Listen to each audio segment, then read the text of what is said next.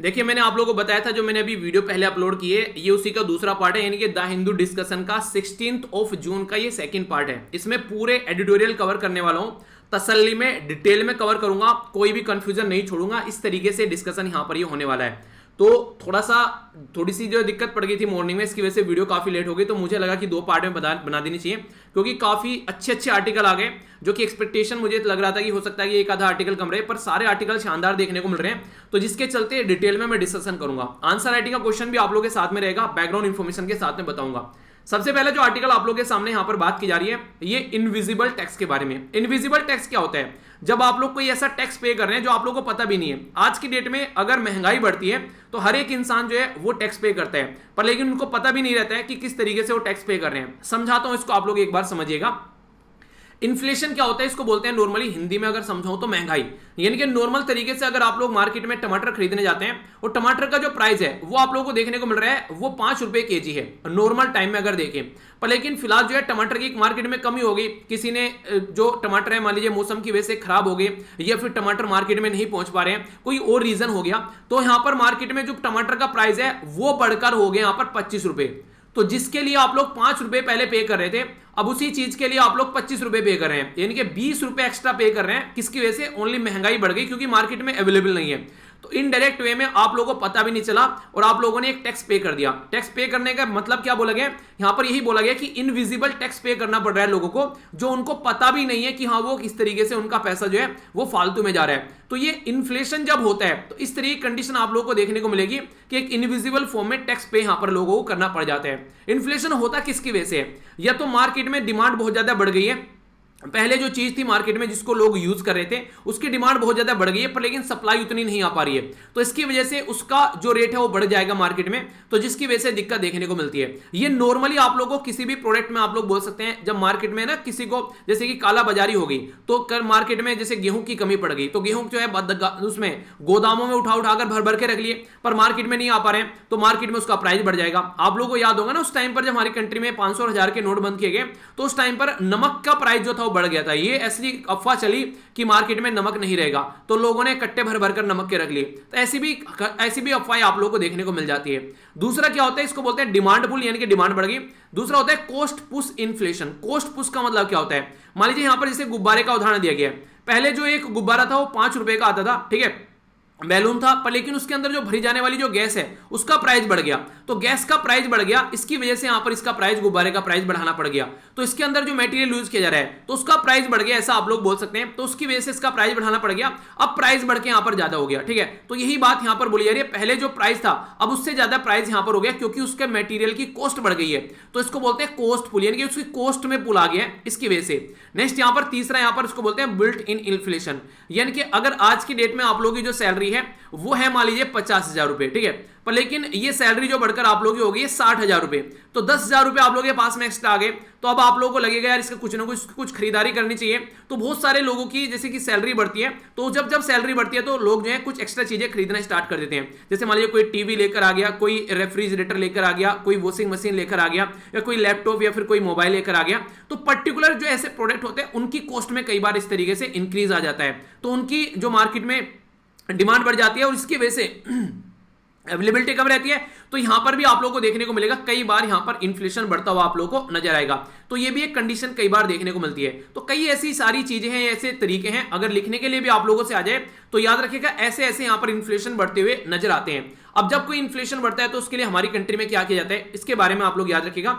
हमारी कंट्री में एक मॉनेटरी पॉलिसी कमेटी होती है जिसको आप लोग एमपीसी बोलते हैं। एमपीसी जो है हमारी कंट्री में बेसिकली जब पावर में लाएगी तो 2016 में ये बनकर आई और बोला गया कि इन्फ्लेशन को आप लोग कंट्रोल करना है, इन्फ्लेशन यानी कि महंगाई को कंट्रोल करना है, और इनको टारगेट ये दिया गया कि इन्फ्लेशन आप लोग कवर करना है 4 + -2। इसका क्या मतलब है? यानी कि 4 में अगर +2 ऐड कर देंगे तो ये 6 हो जाएगा, 4 में से अगर -2 कर देंगे तो ये 2 हो जाएगा। यानी कि इन्फ्लेशन जो रहना है वो 2 से लेके 6 के बीच में रहना है, इससे ज्यादा इन्फ्लेशन नहीं बढ़ना चाहिए। तो ये बातें इनके द्वारा यहां पर बोली गई। पर लेकिन अगर आप लोग आज के डेट में इसको देखकर चलिए तो ये चीजें प्रॉपर वे में नहीं चल पा रही है, हमारी कंट्री में इन्फ्लेशन ज्यादा बढ़ गया है। तो मेन काम आज की डेट में जो दे रखा है मॉनेटरी पॉलिसी कमेटी को वो यही दे रखा है। और ये जो मॉनेटरी पॉलिसी कमेटी है ये किसके अंडर में काम करती है नॉर्मली? तो ये बात काम करती है रिजर्व बैंक ऑफ इंडिया यानी कि आरबीआई के अंडर में।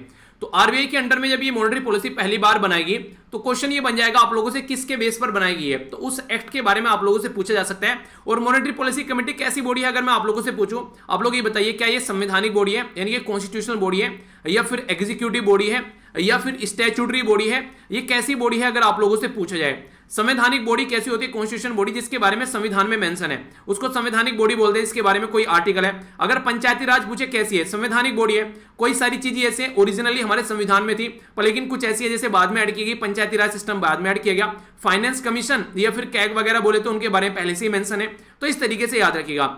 एग्जीक्यूटिव बॉडी कैसी होती है, जिसको पार्लियामेंट में एक्ट पास करके हम लोग बेसिकली बनाते हैं, तो वो तो होती है स्टैट्यूटरी बॉडी, ठीक है। एग्जीक्यूटिव क्या होती है, पार्लियामेंट में एक्ट पास करके नहीं बनाते हैं, एग्जीक्यूटिव ऑर्डर यानी कि गवर्नमेंट अपने आप जो कैबिनेट होता है वो एक ऑर्डर पास कर देता है। जैसे कि अभी रूल बोलते हैं ना, आईटी रूल हमारी कंट्री में है, तो ये कोई पार्लियामेंट में पास करके नहीं बनाए हम लोगों ने, तो ये एक तरीका एग्जीक्यूटिव ऑर्डर आप लोग बोल सकते हैं। तो इस तरीके से समझिए। स्टैट्यूटरी बता दिया कि स्टैट्यूट यानी कि लॉ के थ्रू पार्लियामेंट में पास कर बनाई जाती है।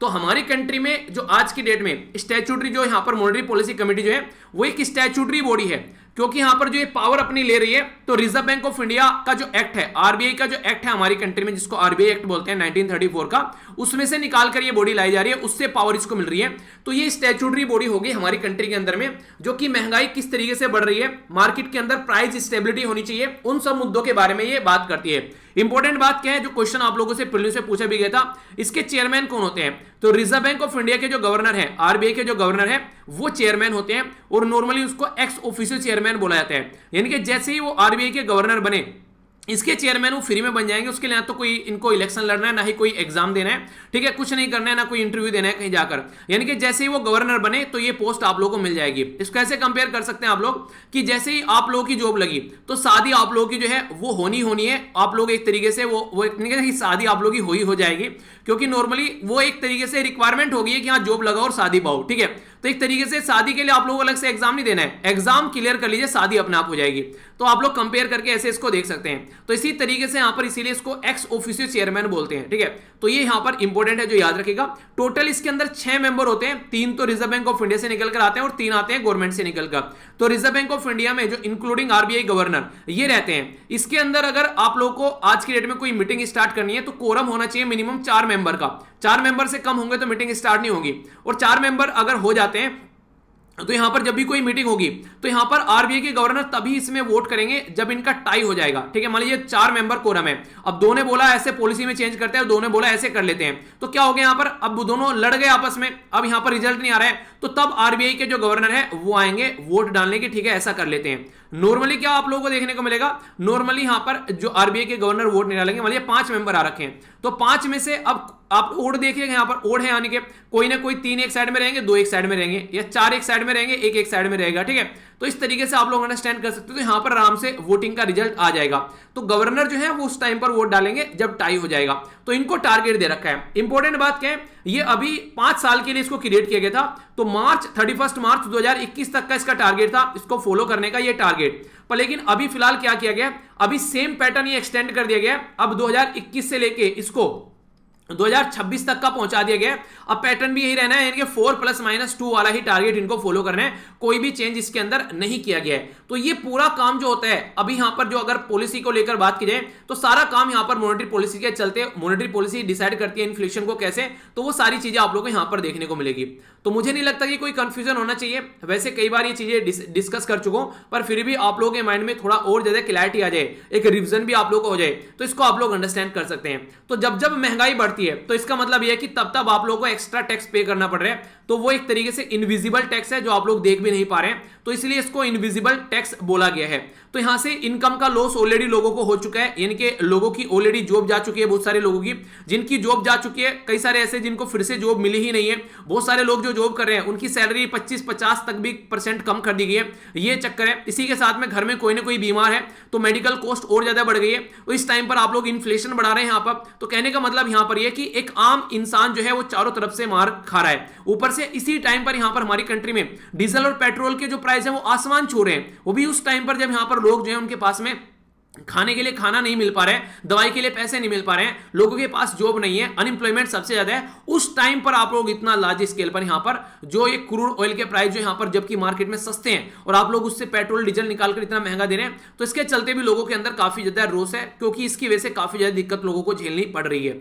तो उसी के चलते इन्फ्लेशन जो हो गया, पहले अगर 65 रुपए लीटर के हिसाब से आप लोगों को पेट्रोल मिलता था और अब ये 95 रुपए के हिसाब से मिल रहा है, तो इनडायरेक्ट वे में बोला जाए तो आप लोग क्या कर रहे हैं, यहां पर सीधा सीधा 30 रुपीज जो है वो आप लोग एक डायरेक्ट वे में टैक्स पे कर रहे हैं, जो कि गवर्नमेंट के पास में जा रहा है, क्योंकि स्टेट गवर्नमेंट अपना कट लेती है और यहां पर जो सेंट्रल गवर्नमेंट है वो अपना कट लेती है, दोनों यहां पर टैक्स लगाते हैं और टैक्स जाता किससे, वो जनता से जाता है। तो इसके बारे में कई बार ये बातें बोली जाती हैं कि जो गवर्नमेंट है वो बिल्कुल ही दयनीय कंडीशन जो है बना दी गई है जनता के लिए, जिसके चलते जनता को काफी ज्यादा झेलना पड़ रहा है, क्योंकि सारा पैसा जो है जनता की जेब से जा रहा है, इनडायरेक्ट वे में बोला जाए। याद रखिएगा, फिलहाल के टाइम पर अगर मैं आप लोगों से इसके बारे में बात करूं, थोड़ा सा अगर ढंग से समझिएगा, ये अगर मई के महीने की मैं बात बताऊं, जब मई के महीने में जब प्राइस बढ़ गए थे यहां पर 92 के करीब, उसमें मैं अगर आप लोगों को रेफरेंस लेकर बताऊं तो यहां पर आप लोगों को देखने को मिलेगा बेस प्राइस जो था वो था 34 रुपए, यानी कि जो बेस प्राइस है ना कि हाँ ये प्रोडक्ट का माल का ये एक प्राइस कितना है, उस पर सेंट्रल टैक्स लगा 32 रुपए, 32 रुपए उस 34 रुपए पर सेंट्रल टैक्स लगाया गया, ठीक है। इसी के साथ में फिर स्टेट का टैक्स लगा उस पर 21 रुपए, ठीक है। फिर डीलर का जो कमीशन होता है जो यहां पर ये सारी चीजें करता है बीच में, उसका था यहां पर लगभग 3.77 या 4 रुपए के करीब। तो टोटल मिलाकर जो 34 रुपए की चीज थी जो एक खरीद कर लेकर आ रहे हैं, उसको मार्केट में लोगों को देना पड़ रहा है 92 रुपए, यानी कि 92 रुपीज। तो ये होता है इन्फ्लेशन, यानी कि 34 रुपए की चीज जो है वो इतने में बेची गई, ठीक है। तो यहां पर ये हो गया एक तरीके से यहां पर जो एक्स्ट्रा आप लोगों को पैसा पे करना पड़ रहा है, तो यहां पर आज की डेट में ये बढ़कर 100 से ऊपर कई जगह चला जाता है। तो आप लोग क्या कर रहे हैं, टैक्स पे कर रहे हैं, यहां पर सेंटर का अलग से पे कर रहे हैं, स्टेट का अलग से पे कर रहे हैं, डीलर का कमीशन अलग से पे कर रहे हैं। अगर सेंटर और स्टेट दोनों मिलकर साथ में आ जाए तो क्या कर सकते हैं, थोड़ा सा इसको कम कर सकते हैं कहीं ना कहीं, यानी कि वो कर सकते हैं कि चलो सेंटर बोले 32 ज्यादा हो गया, चलो यार 16 ले लेते हैं, ठीक है, तो यहां पर घट जाएगा। 21 ले रहे हैं, यहां पर ये बोले कि चलो 11 ले लेते हैं, तो यहां पर पैसा घट जाएगा। पर लेकिन उनकी भी मजबूरी चल रही है, क्योंकि उनको दूसरी जगह से कहीं पैसा नहीं मिल रहा है, तो सोच रहे हैं कि इस तरीके से पैसा कमाओ, क्योंकि लोग डीजल पेट्रोल यूज करेंगे तो यहां से पैसा कम से कम इकट्ठा हो जाएगा, इसलिए शराब की दुकान खोली जा रही है, चलो वहां से पैसा आ जाएगा। तो गवर्नमेंट उस तरीके से पैसा कमाने के चक्कर में, तो ये सारा एक बैलेंस का खेल होता है। ये बैलेंस जहां जहां बिगड़ेगा तब तब आप लोगों को इन्फ्लेशन और ये महंगाई देखने को मिलेगी, और जिसका डायरेक्ट जो इंपैक्ट है वो जनता पर पड़ेगा, जो कि आप लोग नॉर्मली झेल भी रहे हैं, ठीक है। तो ये आप लोग याद रखिएगा।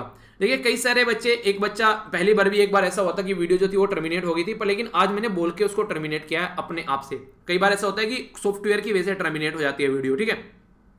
तो एक बच्चे के द्वारा बोला गया कि सर ऐसा ना किया कीजिए, एक ही वीडियो में अप कर दिया कीजिए। अभी फिलहाल अगर देखिए, जैसे कि मैंने बोला कि इसको थोड़ा सा और डिटेल में करूंगा, उसमें मैं क्या करता, मुझे लगता है यार वीडियो बहुत ज्यादा लेट हो रही है, थोड़ा सा कम डिस्कस करते हैं, उसको जल्दी अपलोड करने के चक्कर में तो वो चीजें कर देती, जो फिर मुझे पूरे दिन मेरे अंदर से ना एक फीलिंग नहीं आती यार। फिर वो मैंने कहा फिर मेरे मंदिर में घूमता रहता है, उसमें वो भी तुम बता सकते थे, ठीक है, वो चीजें रह गई, तो फिर ना एक वो नहीं, मुझे सेटिस्फेक्शन नहीं होता है उसकी वजह से। तो उसमें मैं वीडियो लंबी करता तो उसको डिकोड करने में और ज्यादा टाइम लगता, तो वही जो वीडियो थी वो लगभग आप लोगों को 10:30 बजे तक, लगभग 11:45 बजे तक मिलती।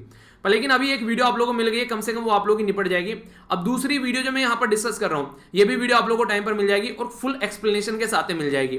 तो इससे मतलब थोड़ा लेट हो गया, मुझे पता है वो चीजें हैं, पर लेकिन मेरे मन को सेटिस्फेक्शन रहेगा कि मुझे जो पढ़ाना था मैंने पढ़ाया, और जो इन्फॉर्मेशन मुझे पहुंचानी थी वो पहुंची। तो वो वाली चीज मुझे ज्यादा एक तरीके से थोड़ा सा मतलब नहीं कि अपने ऊपर वो थोड़ा सा कि यार ये चीजें करनी थी, ये सही है, तो वो वाली चीज मुझे ज्यादा वो एक तरीके से पुश करती है कि हाँ भले ही थोड़ा सा लेट हो गया कोई नहीं, पर लेकिन चीजें जो है वो ढंग से प्रोवाइड करानी है, ठीक है। तो इसीलिए थोड़ी सी मैंने बोलकर उसको अपने आप से बोला कि मैं टर्मिनेट कर रहा हूं।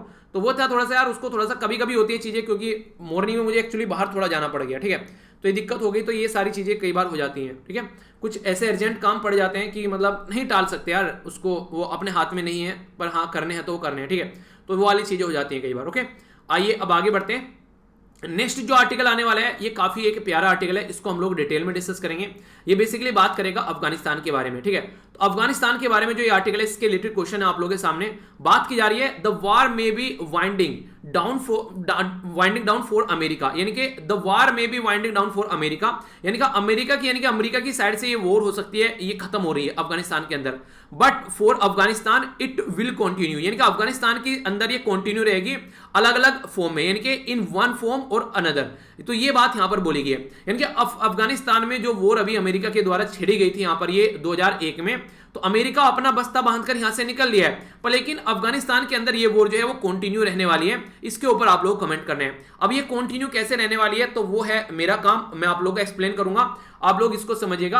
अपने लिए भी काफी इंपॉर्टेंट है, हमारी कंट्री में पड़ोस में चल क्या रहा है उसके बारे में आप लोगों को पता होना चाहिए। पड़ोसी देश में क्या क्या चीजें हो रही है। क्या अफगानिस्तान हमारा पड़ोसी है? जी हाँ, बिल्कुल पड़ोसी है। अगर इंडिया का ऑफिशियल मैप आप लोग देखेगा तो अफगानिस्तान हमारी कंट्री का बॉर्डर टच करता है, ये बात आप लोग जरूर याद रखिएगा। सबसे ज्यादा बॉर्डर टच कौन करता है?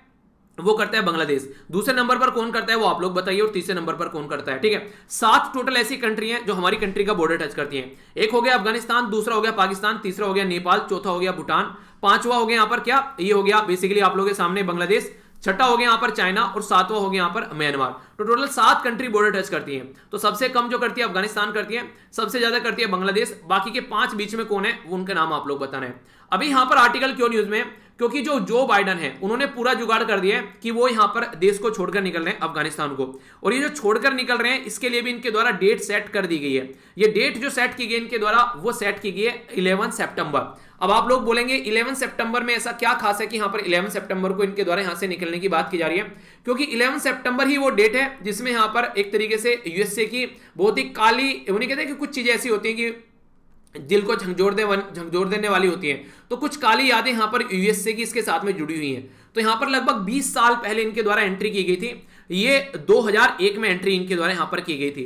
तो ये जो 2000 में एंट्री की गई थी, क्यों की गई थी? यूएसए के ऊपर एक अटैक हुआ था, ओसामा बिन लादेन साहब के द्वारा यहां पर अटैक किया गया था। यूएसए की जो बिल्डिंग है उसमें से यहां पर हवाई जहाज निकाल दिया था ऐसे। तो एक ऐसी कंट्री जो कि अपने आप को मूंछ तान के रखती थी कि हाँ वर्ल्ड में हमारा कोई कुछ नहीं बिगाड़ सकता, हम सबसे पावरफुल कंट्री है, उस पर अटैक कर दिया जाकर बंदे ने। तो एक तरीके से नहीं कि इंसान का जो अंदर ठेस पहुंचा दे कि हाँ तुम ऐसा करोगे तो हम ऐसा कर देंगे, तो यहां पर इनको ये ठेस लगी और इनके द्वारा आनन फानन में आकर ओसामा बिन लादेन को मारने के लिए, तो उस टाइम पर माना जाता था कि अफगानिस्तान के अंदर है बंदा वो, तो अफगानिस्तान के अंदर इनके द्वारा एंट्री की गई। जो ओसामा बिन लादेन को सपोर्ट करने वाले अलकायदा ये सब चीजें थी ये वहां पर थी, तो इनके द्वारा अफगानिस्तान के अंदर एंट्री की गई 2001 में। तो सितंबर 2001 में ये काम हुआ।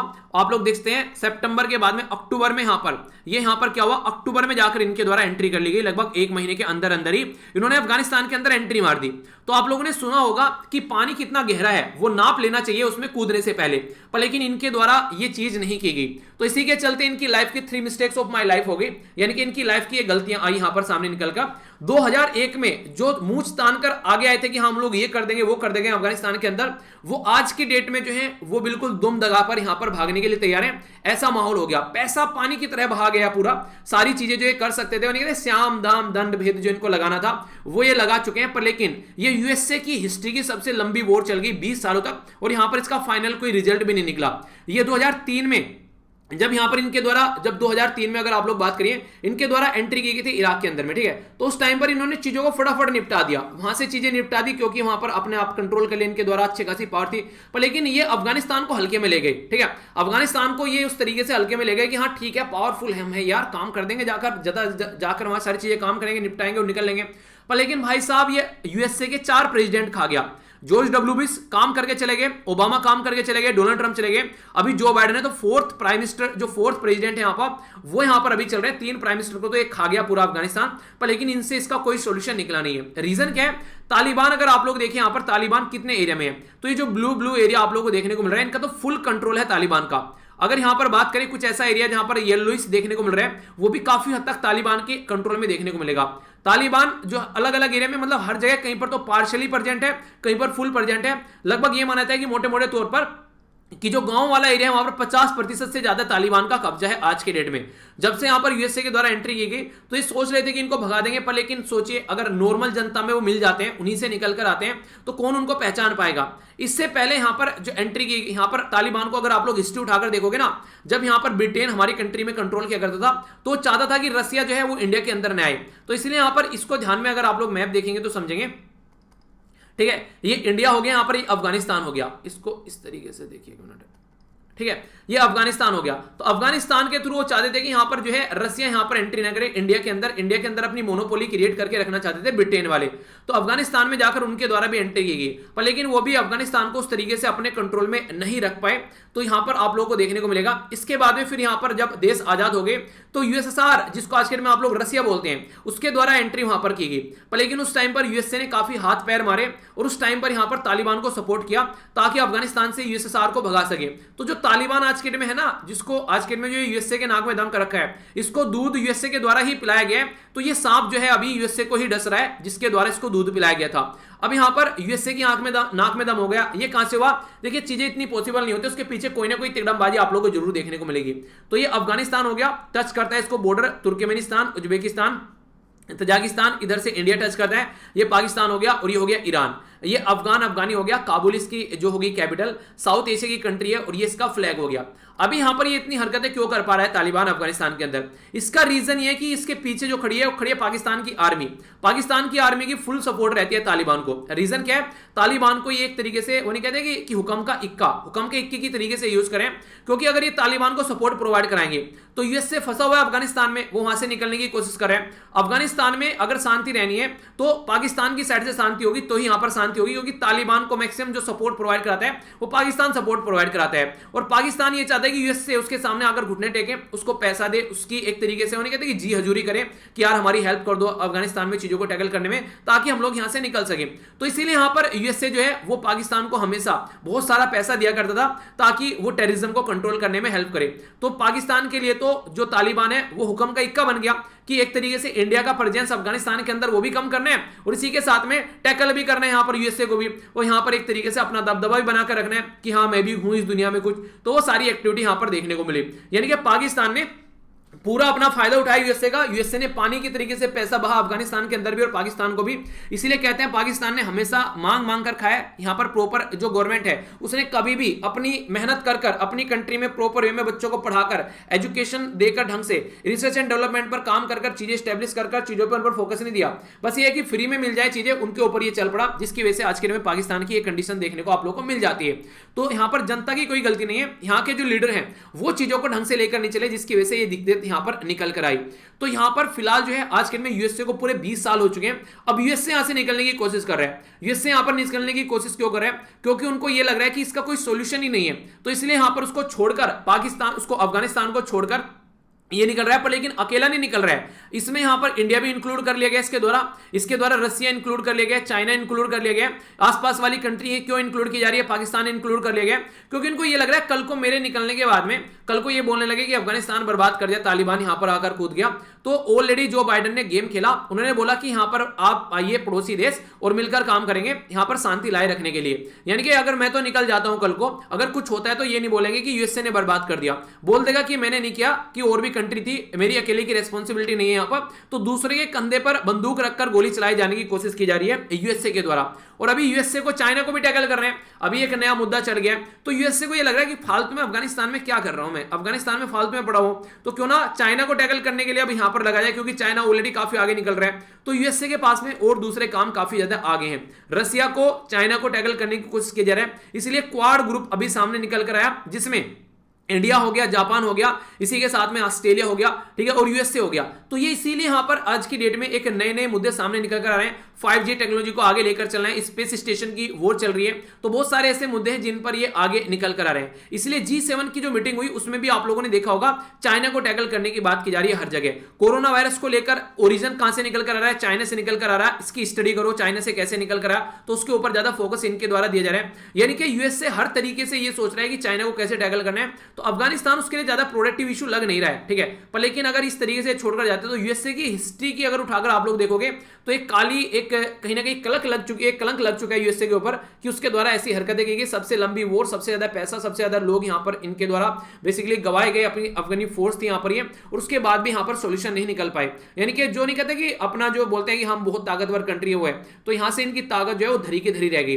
तो कुछ गलतियां की गई हैं, एक तो बिना सोचे समझे कूद गए, समझाने की अफगानिस्तान की किस तरीके की कंडीशन है वो नहीं देखा। फिर यहां पर जब यहां पर इराक के अंदर ही जाकर घुसे, उस टाइम पर अफगानिस्तान में छोड़ दिया 2003 में, इनको लगा पहले पड़ोसी देश इराक को जाकर निपटाते हैं, इराक को जाकर निपटाए, तब से फिर से यहाँ पर तालिबान कंट्रोल कर लिया पाकिस्तान की हेल्प से। तो पाकिस्तान ने मजा लेना पूरा कोशिश करी कि यहाँ पर सपोर्ट जो है तालिबान को प्रोवाइड कराया जाए, तो वाली सारी कंडीशन यहाँ पर देखने को मिली। तो कहने का मतलब ये है कि अब जब यहाँ से निकल रहे हैं तो जैसे आए थे वैसे के वैसे यहाँ से जा रहे हैं, कुछ भी इनके द्वारा यहाँ पर ग्राउंड लेवल पर चेंज नहीं किया गया। और इसीलिए यहाँ पर क्वेश्चन में ये बातें बोली गई हैं कि आज की डेट में अगर आप लोग बात करिएगा तो अमेरिका तो यहां पर चला गया लड़ाई को बंद कर, पर अफगानिस्तान में तालिबान पूरा कंट्रोल करके बैठा है, तो वो यहां पर क्या करेगा अब वो देखने वाली बात होगी। क्योंकि जो टेररिस्ट वहां पर दंगे करवा रहे हैं, जो टेररिस्ट वहां पर लोगों को मार रहे हैं, जो टेररिस्ट वहां पर शांति अमन को खत्म कर रहे हैं, जो टेररिस्ट वहां पर कट्टरपंथी रूल लाने की कोशिश कर रहे हैं, महिलाओं को कोई भी हक नहीं दिए जाते हैं, तो वो वाले लोग जो है वो पावर में आ रहे हैं। अब समझिए कि उनकी पावर कैसी होगी, यानी कि जो अब तक लोगों को मार रहा था, खून की नदियां बहा रहा था, उसी के हाथ में पावर दे दी गई कि आप लोग यहां पर शांति बनाकर रख कर आओ।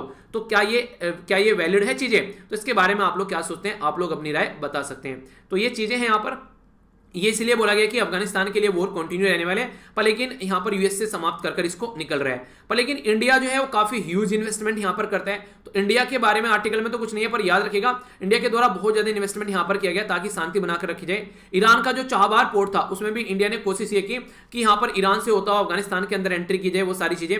पर लेकिन फिलहाल अभी अफगानिस्तान जो है वो मिलकर काम करने की कोशिश कर रहे हैं रसिया और चाइना के साथ में, क्योंकि यूएस से यहां से निकल रहे हैं। तो एक नया और ग्रुप बन रहा है, उसमें अभी मैंने आप लोगों को बताया भी था कि फिलहाल अभी ईरान जो है डोनाल्ड ट्रंप ने उसको उठा रखा है, यूएसए के साथ में नहीं है वो, जब से ईरान न्यूक्लियर डील से बाहर निकला। अफगानिस्तान से बाहर निकलेगा तो तालिबान के कंट्रोल में आएगा, तो चाइना और जो रसिया और पाकिस्तान मिलकर यहां पर चीजों को टैकल करेंगे।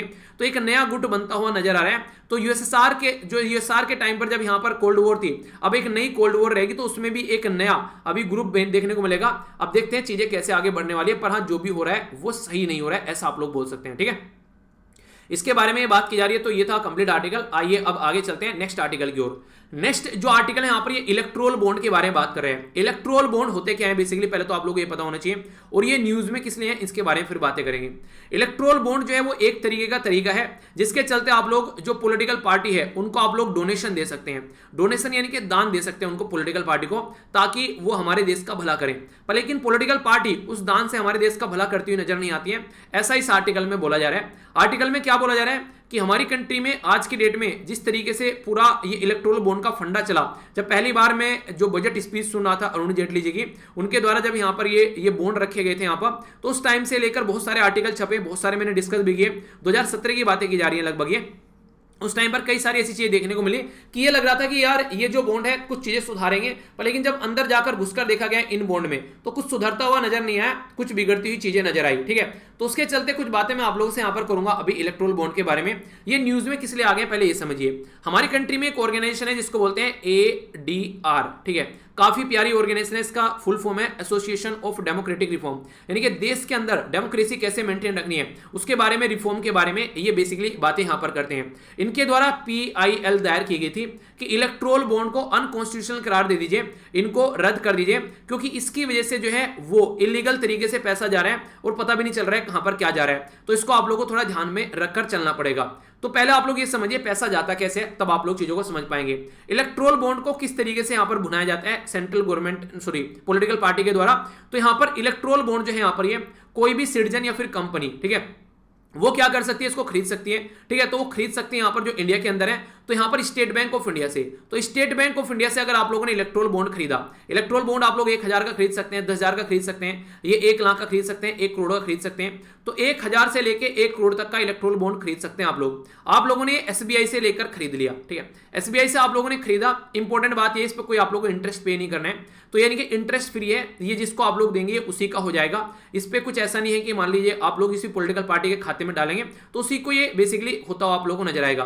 तो इंट्रोड्यूस किया गया यहां पर कब, 2018 में, पर लेकिन ये अनाउंस कर दिया गया था जो बजट था हमारा उसमें, उससे पहले। ठीक है, तो यहां पर ये अनाउंस कर दिया गया था। तो इलेक्ट्रोल बॉन्ड जो स्कीम है यहां पर ये हमारी कंट्री में गवर्नमेंट के द्वारा प्रॉपर में इंप्लीमेंट की गई 2018 में। तो यहां पर KYC को बोला गया कि KYC होनी चाहिए जो भी आप लोग यहां पर ये बॉन्ड खरीदोगे। मान लीजिए आप लोग SBI के अंदर जाते हैं और आप लोग बोलते हैं कि SBI को कि यार 10,000 का बॉन्ड चाहिए, तो ये जो बॉन्ड आप लोगों ने खरीद लिया, ये आप लोग का जो वैलिड रहेगा ये 15 दिनों के लिए वैलिड रहेगा। ऐसा नहीं कि आप लोग बॉन्ड खरीद कर धर लें और फिर बाद में उसको देते रहेंगे, नहीं, ये आप लोगों को 15 दिन के अंदर अंदर उस पार्टी के खाते में पहुंचाना है।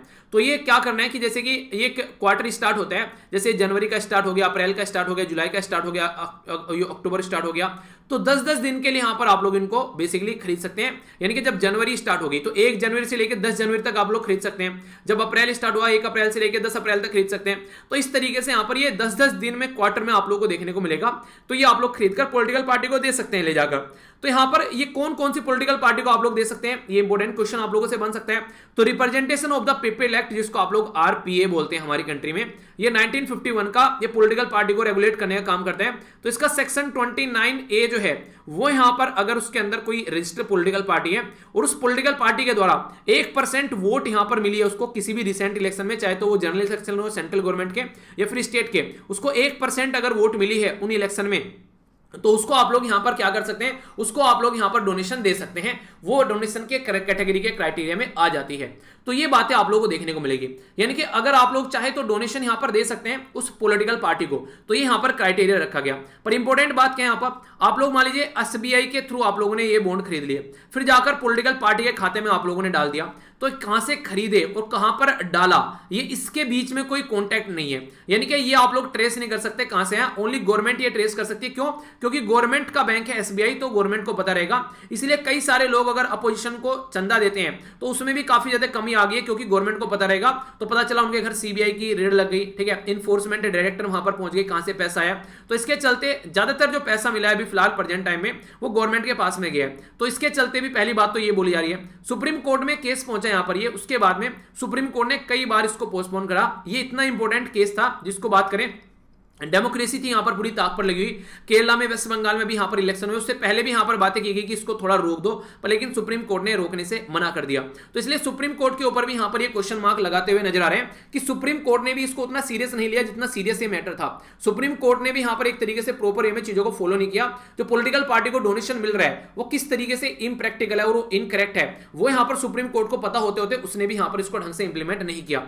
तो यहां पर राइटर ये बोल रहे हैं कि जब पहली बार यहां पर जो बीजेपी और कांग्रेस जो है वो एक साथ आई मिलकर, यहां पर याद रखिएगा बीजेपी जो है और जो कांग्रेस है वो एक साथ में आ गई थी, क्योंकि उनको जो कंट्रीब्यूशन मिला था पहले यहां पर 2014 के पास में, ठीक है, तो उस टाइम पर वो कंट्रीब्यूशन उनको गलत तरीके से मिला था, क्योंकि बाहर की कंट्री से आप लोग कंट्रीब्यूशन नहीं ले सकते।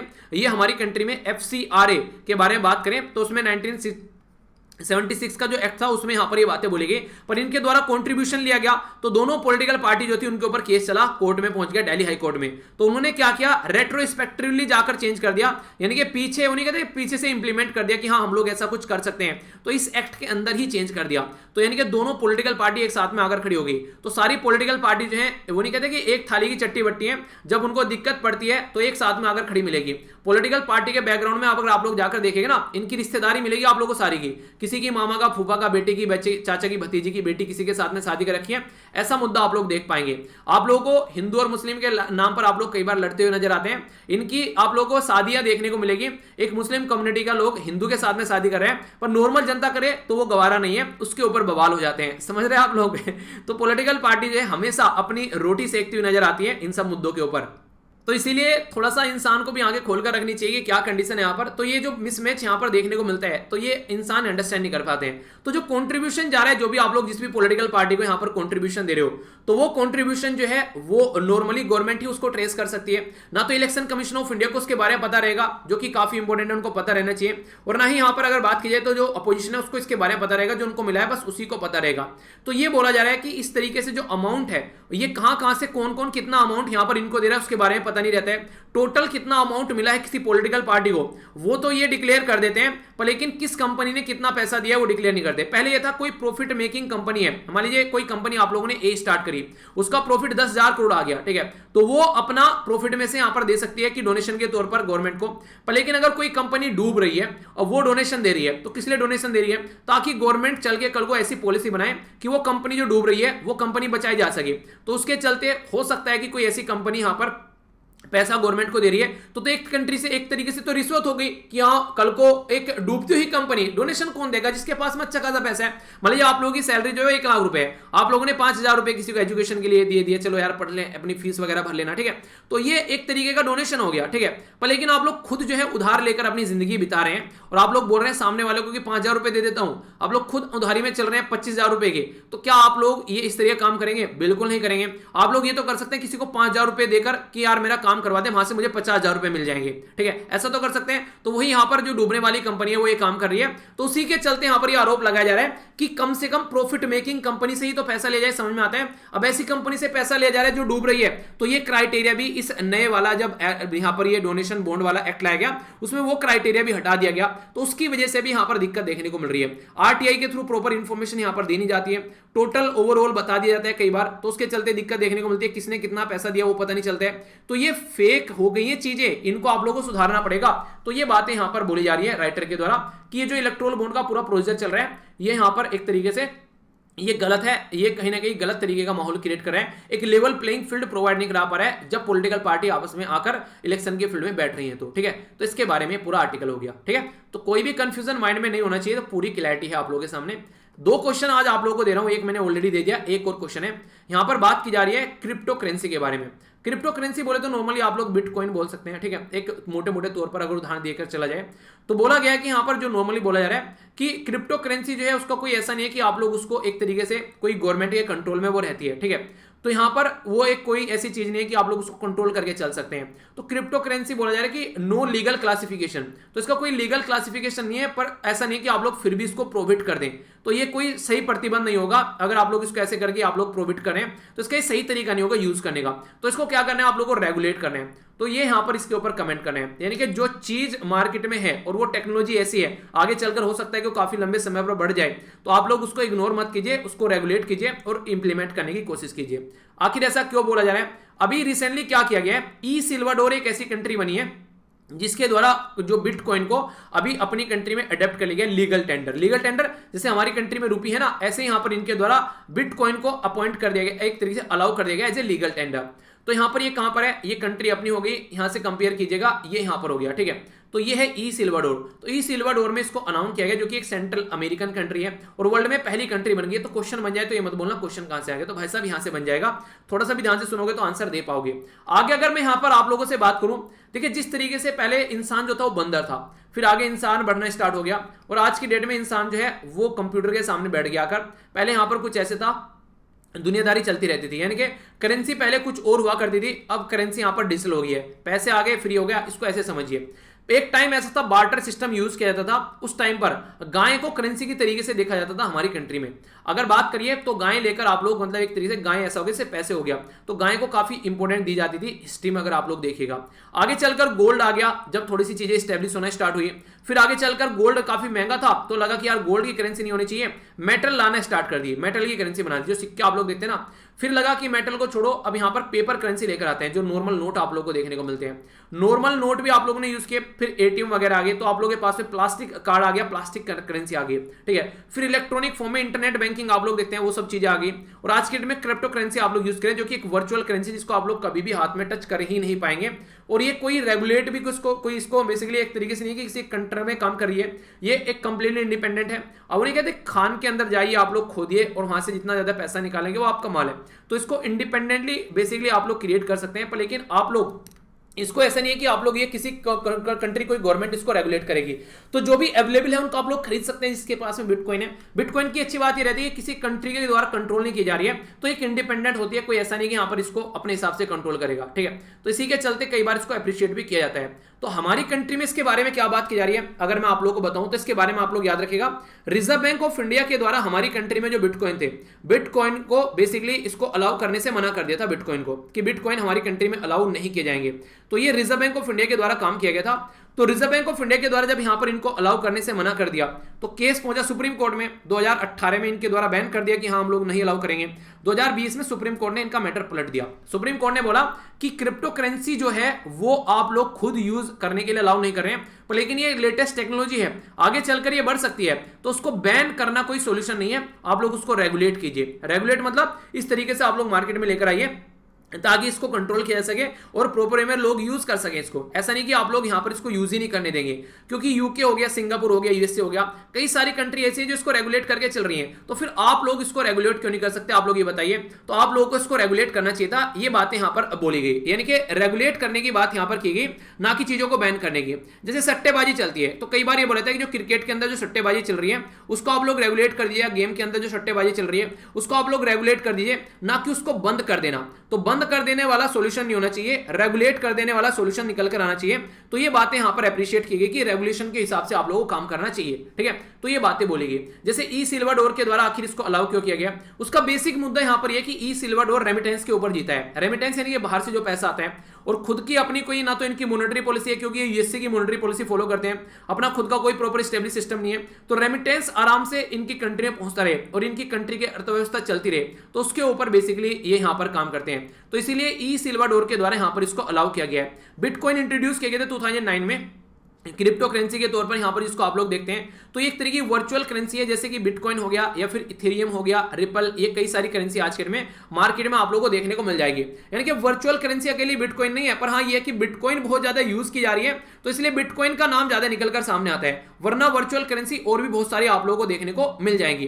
तो ऐसा नहीं है कि बस बिटकॉइन नाम की ही कोई करेंसी है, और भी बहुत सारी करेंसी आप लोग यहां पर देख सकते हैं, जिसके बारे में ना आप लोगों को बताया। तो बिटकॉइन जो है उसको कोई सेंट्रल अथॉरिटी उसको ऐसा नहीं है कि उसको लेकर चलती है, ठीक है। तो सेंट्रल अथॉरिटी उसको लेकर नहीं चलती है, और ये ऐसा है, इसको एक तरीके से ऑल्टरनेटिव अगर अपनी कंट्री में आप लोग देखिए, एक साइड में बिटकॉइन हो गया, एक साइड में रुपी हो गया, तो दोनों में पैरेलल में अगर लड़ाई होने लगी तो कल को चल के बिटकॉइन जो है वो पता चला वो आगे निकल गया रुपी से, ठीक है। तो हमारी खुद की जो फेट करेंसी है, फेट करेंसी क्या होती है, FIAT, ये करेंसी वो करेंसी होती है जिसको सेंट्रल गवर्नमेंट रेस्पॉन्सिबिलिटी लेती है कि हाँ आप लोगों के पास में करेंसी है तो हम लोग आपको इतना पैसा देंगे, ये हमारी रेस्पॉन्सिबिलिटी है। अगर कल को यहां पर ये अलाउ नहीं किया है तो यहां पर आप लोगों को पैसा मिलेगा। जैसे कि 1000 और 500 के नोट आप लोगों के बंद हो गए, तो बैंक में जाकर आप लोगों ने नोट बदल दिए, तो ये एक तरीके से लीगल टेंडर है हमारी कंट्री में, इसीलिए आप लोगों को मिल पाया। अगर लीगल टेंडर नहीं होता तो गवर्नमेंट कहती हम तो इसको यूज करने नहीं देंगे, तुमको जो करना है कर लो, तो वो नहीं होना चाहिए। पर बिटकॉइन के बारे में ऐसा बोल सकते हैं नॉर्मली गवर्नमेंट, तो इसलिए यहां पर इसको रेगुलेट करने की ज्यादा बात की गई। हमारी कंट्री में रेमिटेंस बहुत ज्यादा आता है, तो इसके लिए ये भी बोलते हैं कल को रेमिटेंस जो है वो हमारी कंट्री में अभी तो रेमिटेंस आ रहा है, कल को इलीगल तरीके से मना भी आ सकती है रेमिटेंस की फॉर्म में, तो उसको भी कंट्रोल करने की काफी ज्यादा जरूरत है। तो कई सारी ऐसी भी बातें यहां पर बोली जाती हैं। तो बिटकॉइन जो है हमारी कंट्री में काफी कम यूज में हो रहा है, पर लेकिन इसको रेगुलेट करना काफी ज्यादा जरूरी है, क्योंकि कल को अगर रेगुलेट नहीं किया गया तो काफी ज्यादा फ्लक्चुएशन अगर मार्केट में आए, पता चला यूज कर रहे हैं लोग इसको दबाकर, तो हमारी कंट्री की इकोनॉमी के ऊपर इंपैक्ट पड़ सकता है। तो एक स्टेबल करेंसी होनी चाहिए, यानी कि आज बहुत ज्यादा ऊपर चली गई करेंसी, कल को बहुत ज्यादा नीचे आ गई, तो इससे हमारी कंट्री के ऊपर क्या इंपैक्ट पड़ेगा, कल को कुछ सामान खरीदना है, ठीक है, हमारी कंट्री की वैल्यू बहुत अच्छी है तो हम लोग आसानी से बहुत कुछ खरीद पाएंगे। हमारी कंट्री की वैल्यू है जो मनी की बहुत नीचे चली गई, तो बाहर से सामान महंगा हो जाएगा और ज्यादा पैसा पे करना पड़ेगा। तो ये सारी चीजें बैलेंस बनाकर चलने की जरूरत की जाती है यहाँ पर, ठीक है। तो ये इसके बारे में पूरा आर्टिकल, आई होप कि आप लोगों के माइंड में कंफ्यूजन नहीं होगा, तो इसके बारे में याद रखिएगा। एक और छोटा सा केस है यहाँ पर, ये तरुण तेजपाल के बारे में। तरुण तेजपाल के द्वारा अपनी जो साथ में काम करने वाली एक, वो नहीं कहते को एक पर्सन के साथ में, जिसके साथ में यहाँ पर ये काम करते थे, उनको इनके द्वारा सेक्सुअली असोल्ट किया गया। तो ये जो केस पहुंचा था गोवा के कोर्ट के अंदर में, तो इनको यहां पर रिहा कर दिया।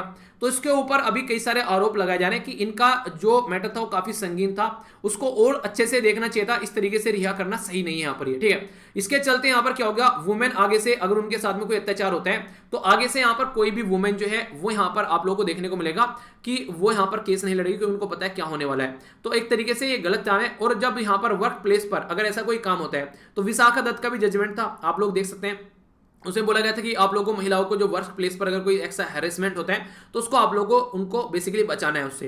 तो अभी यहाँ पर जो मैटर है वो यहाँ पर काफी बड़ा मुद्दा बन गया कि हमारी कंट्री में किस तरीके से हम लोग क्रिमिनल जस्टिस सिस्टम को लेकर चल रहे हैं। तो लॉ कमीशन के द्वारा बोला गया था कि यहाँ पर कहीं ना कहीं इनके अंदर चेंज आना चाहिए। जो एविडेंस है यहाँ पर जो अभी उसके सामने रखे गए थे कोर्ट के सामने, तो इनके द्वारा बाद में माफी भी मांगी गई, मेल भेज रखे थे, तो उनको एविडेंस की तरीके से लिया ही नहीं गया। उसके द्वारा जो भी बातें बताई गई उसको बोला गया कि वो प्रूफ नहीं कर पा रही है। तो ये इस तरीके से एक महिला का फेवर ज्यादा होना चाहिए था यहाँ पर, ना कि इस तरीके से एक नामी गिरामी पर्सन का।